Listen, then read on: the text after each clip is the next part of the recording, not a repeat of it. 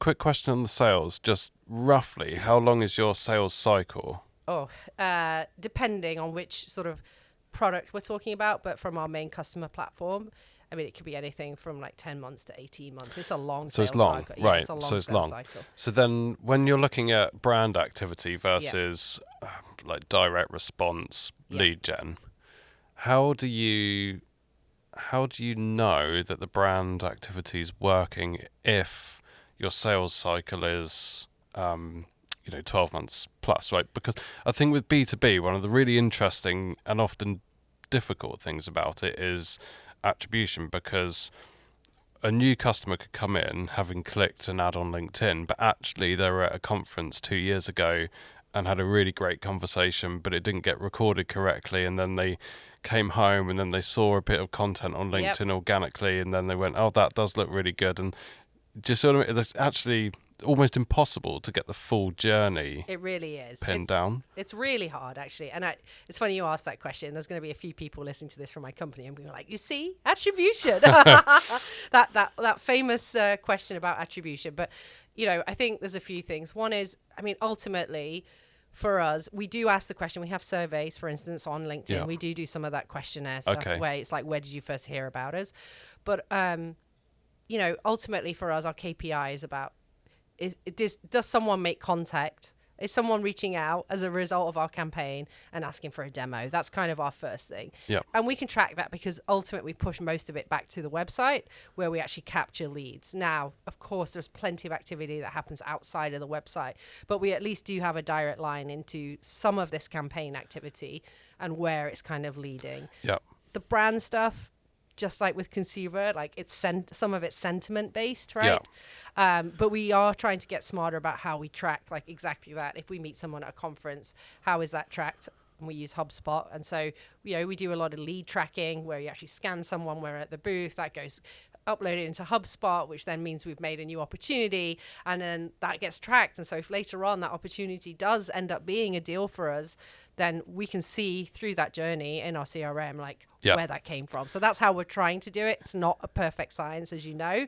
There's always going to be things that slip through, but certainly it's important for us to be able to show our value that we do track that, because, all of these things can end up costing quite a lot of money, and you want to be able to show ROI. Yeah, I guess it's, the point on sentiment, I think often, or the softer reaction. So you put a big billboard up outside a conference and you how do you know that bit's working? And is it that everyone's talking about it in the bar going, I can't believe they did that, it looked exactly amazing, right. And you're like, well, that's usually exactly. Usually when we have something like that, the sentiment is the CEO will get a text from someone and be like, wow, I guess you guys really are serious about North America. Or like, we'll just get clients and contacts, just sort of, there's this build up of like, holy moly, I just saw you in Times Square. And it's this kind of, usually you'll see this slew of like excitement from clients or existing clients or targets.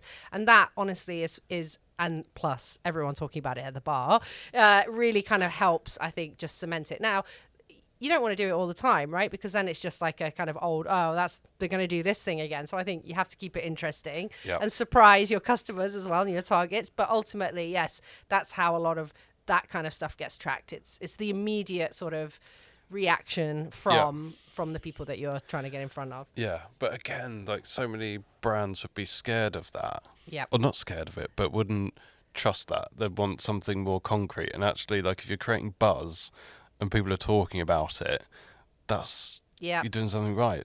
And I think that's clearly you have bringing a little bit of that consumer marketing sort of sentiment over to B2B is where it gets really interesting, I think. And remembering again that we're all just human, so skip the jargon. It's so much more fun. It's so much more fun. Zero bills. Yeah. We're talking about the video a little bit. Yep.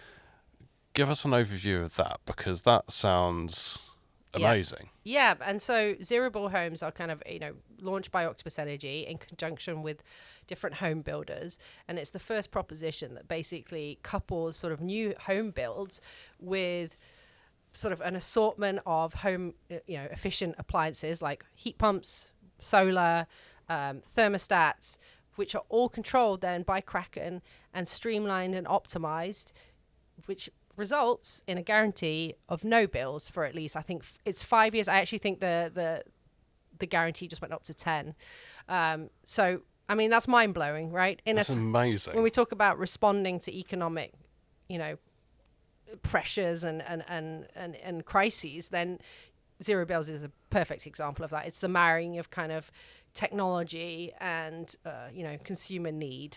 And so when you think about that and the fact that there are people who are able to literally, when they're purchasing a home, make that kind of commitment to say, not only am I going to be green, but wow, I'm going to do it, and I'm not going to have any bills, and to be able to do that in a time where people are so financially strapped that it's affecting kind of what food they put on the table for their kids. Then that's mind blowing. And yeah, it's all enabled by Kraken on the back end. That's the technology that really enables us to optimize all of these sort of energy appliances, so that for us, it only happens at we're charging the cars at the cheapest time, we're heating the water at the cheapest time, and enabling that to be zero bills. So that's the proposition, and I think it's fantastic. Particularly, like you mentioned, like there are people who it's heat or eat. Yep.